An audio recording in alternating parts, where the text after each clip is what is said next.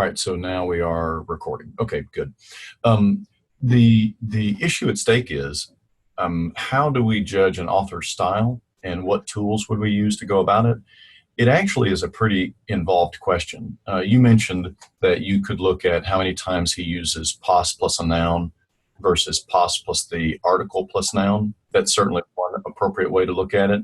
You could also look at the particular terms, and then you mentioned oikotomai is clearly a central term here, and you could look at it at that, how many times he uses it with the article, how many times he uses it without the article. There are even other things we could look at.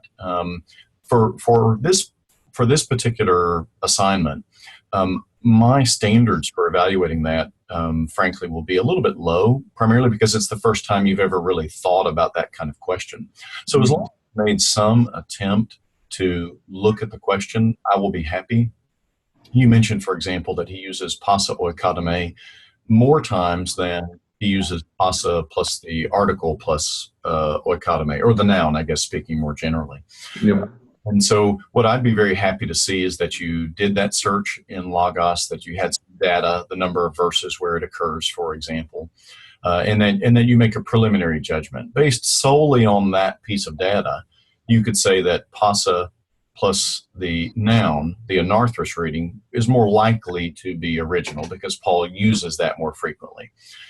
As you can imagine, that's fairly simplistic and doesn't take into account everything that we would want, but since this is an introduction, since we're just now starting to think about the issues, I'm very happy with that as the analysis. And there's other ways you could slice it as well. You could look at oikotomai, and you could look at the argument as it flows and where he uses, for example, a relative clause. Does that impact what he's doing? So there's other things you could examine. But since this is the first time you've ever really thought about this kind of problem, you can approach it fairly simply like you did. Mm-hmm.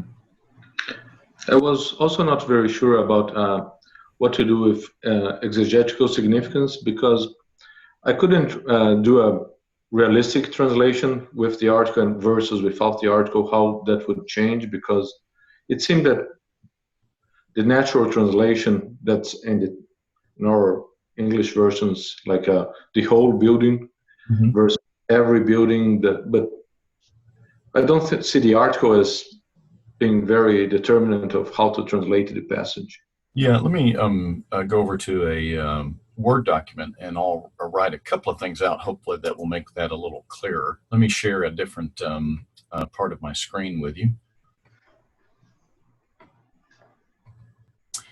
The thing to keep in mind is exactly what you said.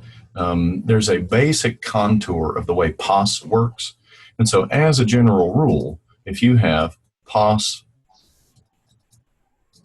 plus a, there we go, plus a noun, that will generally mean every. Every building, something along those lines. If you had the article included, so that you had pos,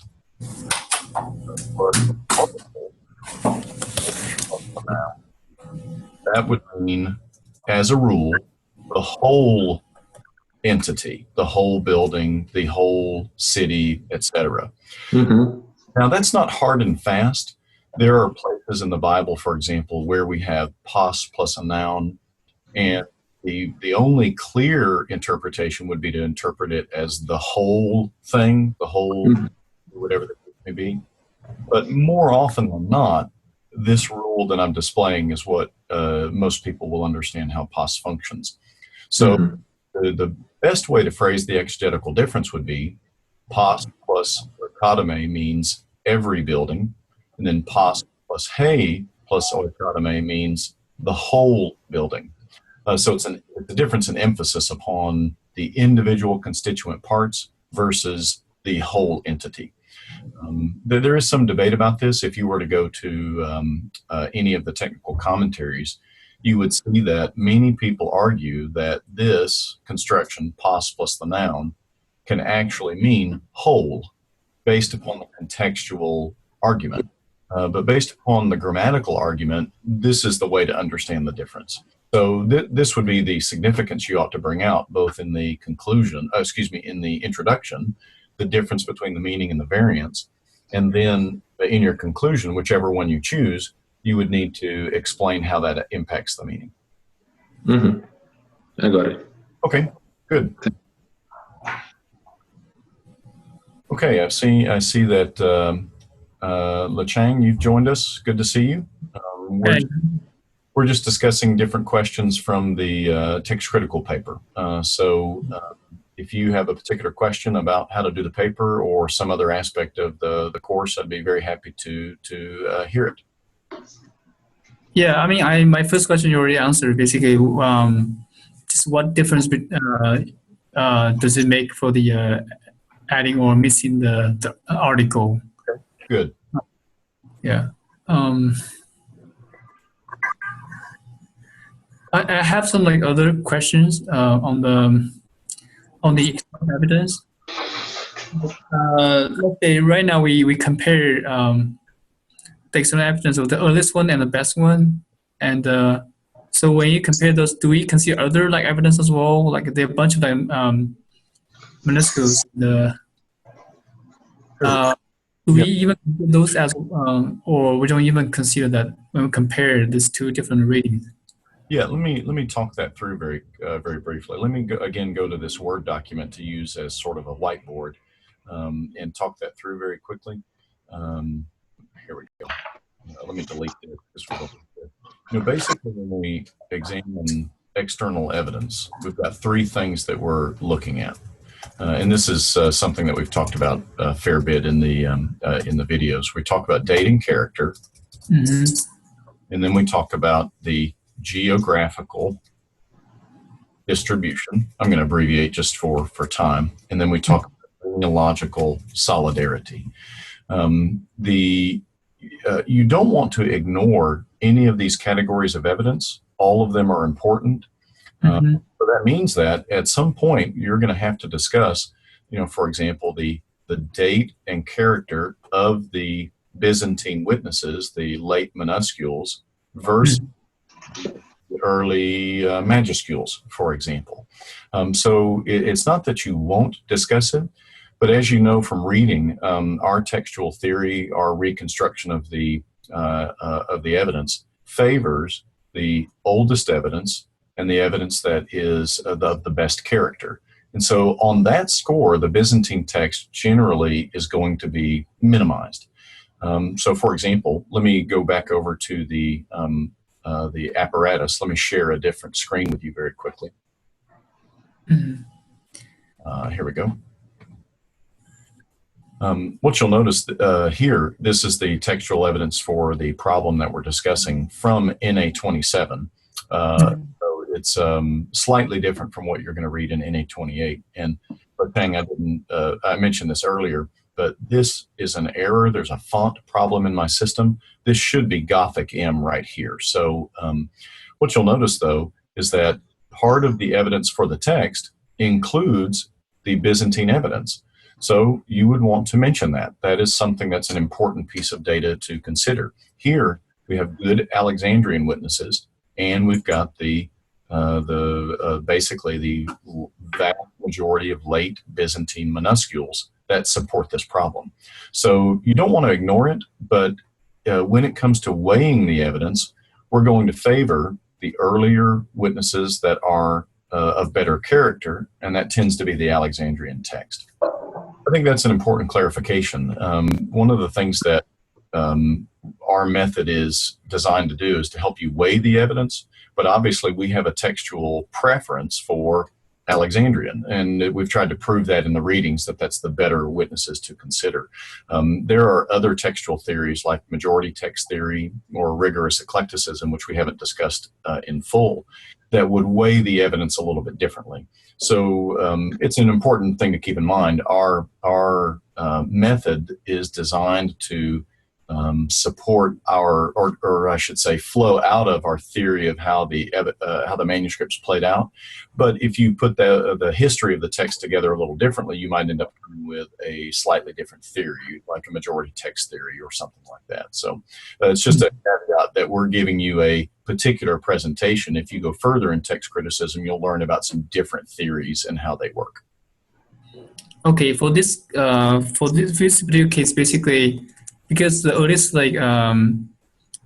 evidence is like alpha, and then so we only consider that as when we compare these two, or we have to consider like B, D, F, all those other minuscules. Well, when you talk about the external evidence, you have to make sure that you're discussing the key evidence. And so where I'm going to assess the reading you've done in the Metzger-Ehrman text, did you digest which are the key manuscripts and the key evidence to consider? You'll need to be aware of what does Metzger-Ehrman consider to be the best manuscripts. For example, Aleph obviously deserves mention because it's considered an excellent example of the Alexandrian text, and it's one of our most ancient witnesses. So that kind of discussion that I'm going to assess as you're evaluating these big categories of evidence. Okay, I see. Okay. Ben, Murillo, did either of you have another question relative to the paper or the class so far? Yeah, I had a couple other quick questions. One, just to clarify and make sure I understood you correctly, for our assignment, we don't need to include the chart with our paper. We just need to do it so that we can intelligently discuss the external evidence. Is that correct? No, I do want you to include it. You could. The question is, do you put it in line, like right after your heading, or do you attach it to the end? Either way is fine. But I do want your chart. That's a major part of the method because it's an easy way to put the evidence in a way you can evaluate it. So yes, please include that. Okay. And then I think I got a little bit confused with Gothic M because I'm under the impression, I guess some of the videos included, I guess, the old way of doing things, and now there's a different way of doing things. Is that correct? Yeah, that's right. Let me explain that by going over to this little white paper or whiteboard very quickly. Yeah, Gothic M is a bit of a challenge. Here's the basic way to think about it. In NA27, Gothic M, let me redo this a little differently. Gothic M equaled late Byzantine molecules plus what they called second order witnesses. And what you had to do when you were dealing with Gothic M is break those apart on the chart. You had to identify both the late Byzantine minuscules and the second order witnesses. And it was a fairly complicated process. I'm sure you've kind of gathered that from the video. When I recorded this class, NA28 came out towards the end of the class. And so it wasn't, I had to kind of bridge the gap. The change was in NA28, Gothic M equaled just the late Byzantine minuscules. And if there were any second order witnesses, they would be listed specifically. And so that means Gothic M is a lot easier to do with NA28. That's why that's now the required text instead of NA27. So essentially, in what you have to think of it is when you are doing a textual problem in NA28, if you see Gothic M on your chart, you would put the symbol BYZ for late Byzantine minuscules. You would date that as 9th to 16th century because that's the time frame that would cover. And then you would put that in the minuscule row, and that's the only thing you have to do. All the other second order witnesses that in NA27 would have been hidden with inside Gothic M are now listed explicitly or specifically. So it makes it a lot easier. So there's really only one thing you need to do. When you see Gothic M, you simply write Byzantine BYZ to abbreviate to late Byzantine minuscules. You date it 9th to 16th century, and you make sure that that is put in the minuscule row, and that's all you have to do.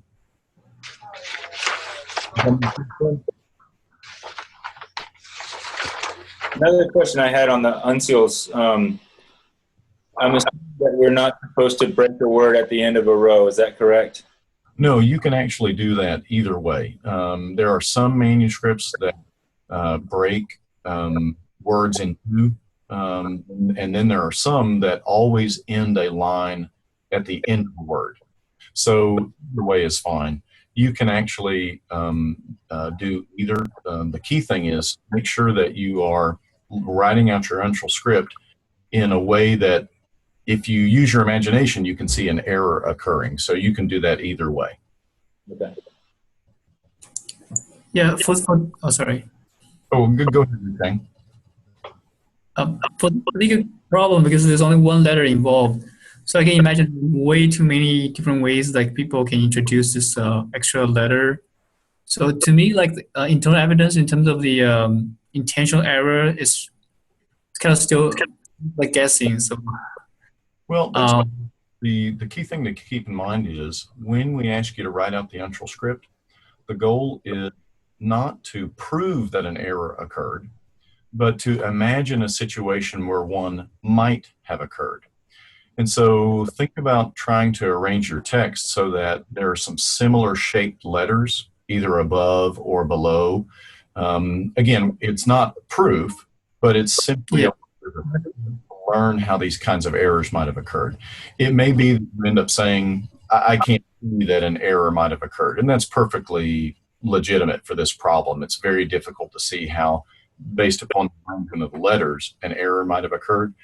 So there's going to be another piece of evidence that will sway you, but you at least go through the exercise. Okay. Well, for the abbreviation, do we need to always use abbreviation or just optional? We can do. The nomina sacra? Yeah. Yes, you must always use those. Every one of our manuscripts that we have uses the nomina sacra. So we ask you to use those as a student because that will help you see where certain errors might have occurred. Okay. Thanks. Okay. Kenny, I see you've logged on. Do you have any particular questions about the paper? No, it's I just wanted to sort of see what other folks were saying and sort of I had a few minutes and try to catch up. So not anyone. That was some of the similar things I had said. I had already asked you previously about Gothic M. So okay, great. Yeah, and just so you'll know, I'm recording this, and I'll post a link to it so you could catch some of the earlier discussion. We've been going for about 15 minutes or so, I guess. Okay. So that'll be available if you want to review it. Okay. Any other live question? Yeah, this breaking on Gothic M and the second orders. I understand that in terms of the chart, but for practical reasons for this text, it really doesn't matter, right? Because our discussion is more on the Alexandrian type on both, and the Byzantine manuscripts, so more like a geographical distribution, and I don't see much of added value. That's what I mean. The way to think about it, let me point something out very quickly. One way to think about it is you'll notice that for this particular problem, the Byzantine evidence is on the same side as the Alexandrian evidence, or at least the Alexandrian majuscules. And so it's, in a sense, a little bit of a moot point. But that won't always be the case. And so we don't want to, as I was saying earlier, immediately discount and ignore the Byzantine evidence. It could end up being very significant. But for this particular problem, it is somewhat of a moot question because the majority reader agrees with some of the Alexandrian witnesses. More to the point, though, let me put a different thing up very quickly. The key thing to keep in mind is that there's a big difference between what NT7 did and what 28 did.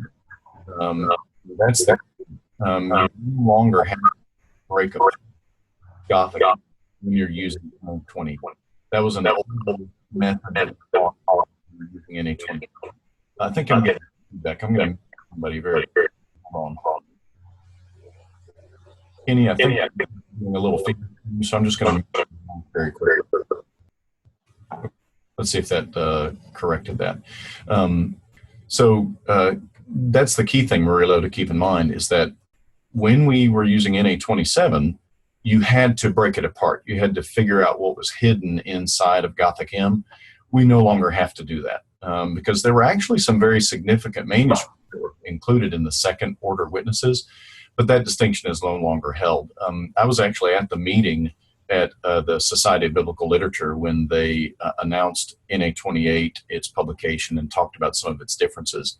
And one of the primary reasons that they went to this new system is because everybody was confused by the old one. As you could see from the videos, it was just really hard to figure out what manuscripts were included. So they decided to scrap that and to go with this more simplified system. So, and then the point closer to the method would be, we shouldn't discount the Byzantine minuscules. They can be very important, but we weigh them differently. We tend to favor the Alexandrian witnesses over and against the Byzantine. All right, let me unmute everybody so that they can speak it. Very. Yeah, I think time is just one final question to the paper. What about just the minuscules that have the that are Alexandrian, that had the star or the number? Since they were changed, do you put them over in other? Do you still list them under Alexandrian? Good question. Let me point to that particular screen to answer that. What you'll notice, for example, 1739. Yes, that was one, and then the original slide read, and then it was corrected. Yeah, I'm sorry. I'm getting from you, so I'm going to very quickly to try to get rid of that. Well, what you'll notice is that 1739 has been corrected. The text type, though, is only assigned to the original scribe. So that means that 1739 with the asterisk is the Alexandrian text type. The corrector, we don't know. We don't know what he was using to make his correction for or from. So we would consider any correctors to be other, an unidentifiable text type. So we put them in the other column without a date. That's a really important distinction to make whenever you have any correctors. So you'll have to do that twice with this particular problem.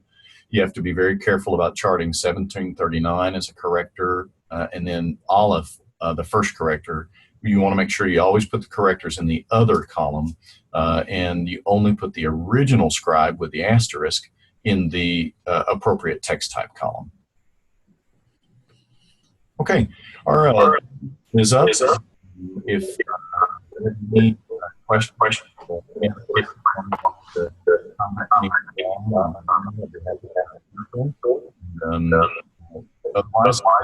finishing the paper.